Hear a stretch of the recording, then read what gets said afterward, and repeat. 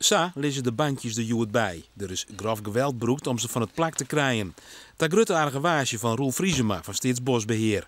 De ravage is van de morgen ontdutsen door een surveillant. En dat wil je een beetje raar. Want de meesten verwachten product van u als organisatie. Of we dingen kleren in trein. En dan meer je al je kleren binnen en dan ga je dit weg. Maar je weer beginnen. Vriesema had onjeft te dienen bij de politie. Hij had geen idee waar het dier is binnen. Duidelijk is wel dat de vernielings op een heel verkeerd moment komen van Staatsbosbeheer. Want zouden we weten, staan we voor forse bezuinigingen. Vooral voor de recreatie van heel veel mensen in de natuurgebieden kregen we weinig meer betalen. En deze bankjes kosten tot aan €400 per stuk. Dat is even €2000 schade. Maar dat is net alleen, ze moeten weer plaats worden. Dus de monoorden komen er een bij. Dus daar komt nog minstens een bedrag bij voordat we voor jou een nieuwe bankjes tienen. Staatsbosbeheer zal op hetzelfde plak weer nieuwe bankjes deel zetten. Maar als die echt vernield worden, zal dat net weg gebeuren.